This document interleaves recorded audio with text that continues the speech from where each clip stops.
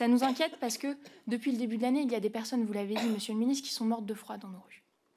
Et très sincèrement, moi je suis jeune parlementaire et je ne comprends pas l'absurdité de notre système et de notre manière de faire des politiques publiques. Je ne comprends pas qu'on en soit arrivé là. Je ne comprends pas que vous, en ayant toutes les cartes en main, en ayant même les propositions législatives qui vous ont été faites, vous ayez été dans l'incapacité d'anticiper et de créer ces places à temps. Et je vous demande très sincèrement, monsieur le ministre, est-ce que vous reconnaissez la responsabilité de votre gouvernement dans la mort des personnes qui dorment dehors et qui en sont mortes aujourd'hui, faute de places d'hébergement d'urgence? Il y a parfois une facilité à énoncer les choses et une réalité ou une difficulté tout autre à les mettre en œuvre. Parce qu'encore une fois, adopter ou retenir un amendement, décider de l'adoption d'un budget, ça ne résout pas du jour au lendemain la réalité de ce que peuvent être des difficultés de terrain. Pause. Là, ce qui est intéressant dans cet extrait, c'est-à-dire que je viens de demander très clairement si le gouvernement reconnaît sa responsabilité pour la mort des personnes qui sont mortes de froid dans la rue depuis le début de l'année. Et on a un ministre qui répond complètement à côté de la plaque, qui presque est dans le sermon finalement, et dit « Bah écoutez, vous voyez bien, c'est pas une histoire d'amendement, c'est facile de dire tout ce que vous avez fait ces derniers mois, mais c'est pas voter un amendement qui va changer la réalité du terrain. » Mais c'est quoi le terrain? Et je crois que moi j'en parle d'autant plus facilement, c'est que je vois bien par exemple la ville de Lyon, qui a mis pendant 2 semaines des enfants et leurs familles à l'abri, parce que l'État ne le faisait pas. Ils n'ont pas eu besoin d'attendre que qui que ce soit vote un amendement. Ils ont juste mis les gens à l'abri. Parce qu'en fait, c'était inacceptable de laisser des gamins dans le froid pendant 2 semaines. Et ça, le ministre, il le dit pas. Il fait comme si, finalement, tout était une histoire de procédure et que c'était vraiment un problème de travail concret sur le terrain, quoi. Et que la loi, elle n'y pouvait pas grand-chose, finalement. J'ai dit, je pense avec précaution, que la répartition des responsabilités dans la difficulté de venir à bout de ces phénomènes de sans-domicile fixe ou de sans-abrisme, ça ne relève pas que d'une question de budget, mais aussi d'une question de réalité de cette mise en œuvre de ces lieux d'abri. Et il arrive qu'il y ait des collectivités, quelle que soit leur couleur politique, qui sont prêtes à signer des pétitions, mais quand il s'agit ensuite de mettre des logements à disposition, de faire en sorte de dégager les lieux, se montrent ou moins allantes, ou pratiquent des politiques qui vont à l'encontre de ce qu'elles professent par ailleurs. Pause. Là, on a un gouvernement qui, clairement, plutôt que de répondre à la question de quelle est votre responsabilité, puisque l'hébergement d'urgence est une compétence de l'État, il vient nous dire, bah finalement, c'est les collectivités le problème. Donc on a un gouvernement qui se défausse sur les collectivités locales, au lieu de reconnaître, bah oui, on n'a pas assez anticipé. Ces gens, on aurait pu les mettre à l'abri, parce qu'on aurait pu ouvrir les places d'hébergement d'urgence bien avant, quitte à utiliser des places d'hôtel, hein, même si c'est pas une situation idéale, on aurait pu les mettre à l'abri, et pourtant on n'a rien fait. Comment se fait-il que dans des villes qui perdent de la population, on ait parfois plus de difficultés à trouver des logements que dans des villes qui en gagnent? Vous avez des disparités territoriales aujourd'hui sur le terrain qui fait que l'État n'a pas la maîtrise de l'urbanisme, de la construction. Il a les dispositifs de soutien. Face à cette réalité, à ce dispositif de soutien... Pause. Là, l'État dit « j'ai pas de compétences d'urbanisme ». Ok. Sauf que moi, à aucun moment, je suis venue lui parler de compétences d'urbanisme, je suis venue lui parler des questions d'hébergement d'urgence. Et ça, c'est une compétence de l'État. Donc on a un ministre qui nous fait une petite pirouette, qui remet la faute sur les collectivités, et qui dit bah finalement, nous on est au maximum quoi. On fait de notre mieux, c'est pas un amendement qui fera la différence, et on peut rien faire. Sauf que c'est faux. Déjà parce que la préfecture a la responsabilité sur les territoires de mettre les gens à l'abri, ensuite parce qu'elle a le pouvoir de réquisitionner les logements vacants, et enfin parce qu'elle peut aussi sanctionner les villes qui ne créent pas assez de logements sociaux. Et ça, dans la majorité des territoires, c'est pas le cas. Encore une fois, vous insistez sur ce qu'ont été vos combats politiques. C'est la raison pour laquelle vous êtes engagé et pour laquelle vous avez été élu. Que ce soit pour déposer des amendements, pour faire en sorte d'obtenir des votes qui vous conviennent. Il y a eu d'autres combats, avec d'autres lignes. Le ministre dit des votes qui vous conviennent. On parle pas de votes qui nous conviennent, on parle de votes qui changent la vie des gens. Et ce que je veux dire, c'est qu'à la fin, ces 10 000 places que vous avez appelées de vos voeux, au lieu d'avoir été créées au 31 décembre et d'avoir été annoncées à cette date, elles l'ont été le 8 janvier. Avec... des débats, des influences, des combats qui se sont poursuivis pour faire en sorte que ce qui était pointé par beaucoup, pas seulement dans l'hémicycle, puisse devenir une réalité.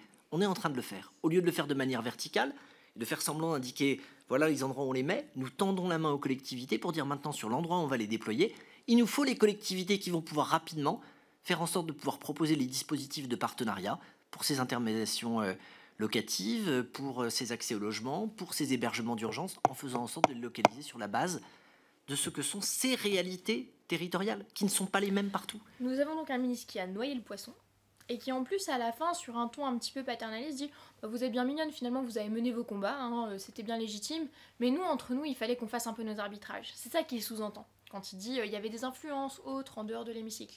Et il sous-entend, il dit bah, finalement vous voyez, si on l'avait voté dans le budget, ça aurait été adopté au 31 décembre, là on a mis les choses en place le 8 janvier.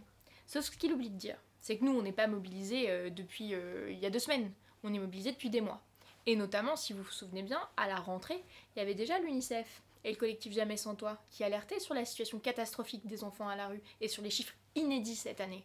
Donc c'est-à-dire que ce sont des décisions que nous aurions pu prendre dès le mois de septembre ou le mois d'octobre pour mettre les gens à l'abri. Et si les gens avaient été mis à l'abri, typiquement, très probablement, que ces personnes qui sont mortes de froid en début d'année, elles auraient été dans un hébergement d'urgence. Ou voire mieux, dans un hébergement transitoire. Et là, absolument rien n'a été fait.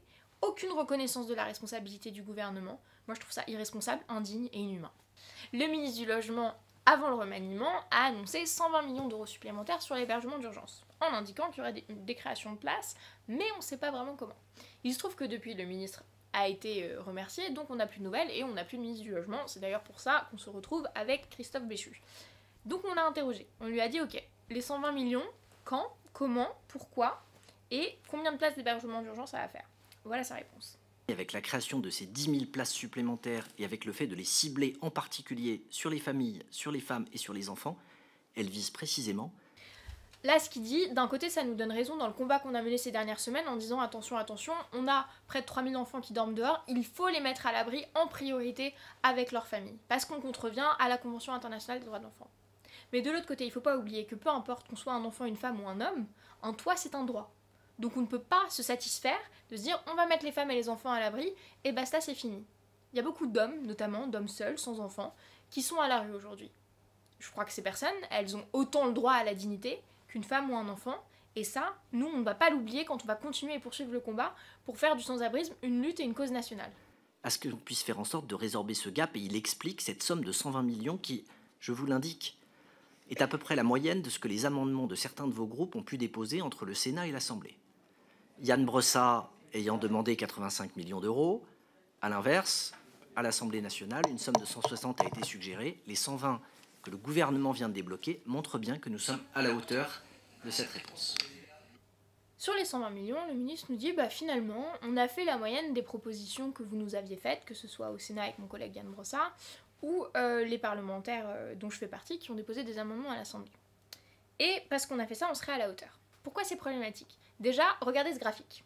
En fait, dans les faits, quand on regarde les dépenses sur l'hébergement d'urgence, en gros, vous avez le budget prévisionnel, donc c'est-à-dire on se dit qu'on va dépenser tant, et le budget réel. Donc au-delà du budget que tu avais prévu, quand tu passes à la caisse, combien ça coûte à la fin. Et dans les faits, on est quasiment sûr que le gouvernement aurait dû de toute façon rajouter à peu près 120 millions pour juste pouvoir payer en fait la réalité des dépenses sur l'hébergement d'urgence dans ce pays. Donc finalement, c'est pas un effort budgétaire si important que ça. Et même mieux que ça, je vous propose d'écouter Manuel Domergue, qui est directeur d'études à la Fondation Abbé Pierre. Il va nous expliquer pourquoi la situation sur l'hébergement d'urgence, mais sur le logement de manière générale, en fait, elle se dégrade, même si le gouvernement veut nous faire croire qu'il met sur la table des moyens inédits. Bon, évidemment, tout dépend de la manière dont on regarde. Effectivement, on a ces quelques dizaines de millions d'euros supplémentaires chaque année dans le plan logement d'abord, qui sont utiles. On a ces 120 millions d'euros supplémentaires sur l'hébergement, et c'est vrai que le budget de l'hébergement chaque année, malgré tout, en tendance augmente, et que pendant le Covid, il a fortement augmenté avec 40 000 places supplémentaires. Donc oui, il y a des moyens qui sont débloqués. Mais quand on regarde la politique du logement dans son ensemble, l'effort public pour le logement, là, c'est la dégringolade. Et on ne parle pas de millions, on parle de milliards. D'après les comptes du logement, en 2010, 2,2% du PIB était consacré à la politique du logement par les collectivités, l'État, Action Logement. Du coup, retenez bien, malgré tout ce qu'essaye de vous dire le gouvernement sur les moyens inédits mis sur la table, dans les faits, avant, on mettait 2,2% du PIB sur le logement. Aujourd'hui, on n'est plus qu'à 1,5%. Alors qu'on parle du logement. C'est ce qui nous concerne tous et toutes. On a tous besoin d'un logement. Nous, on a la responsabilité sur ce sujet, même si on a une petite victoire budgétaire, de rester mobilisés. C'est-à-dire qu'on attend la création de places d'hébergement d'urgence, on demande la réquisition des logements vacants pour pouvoir mettre tout le monde à l'abri, parce que l'hébergement d'urgence, c'est pas satisfaisant, ça ne peut être que temporaire.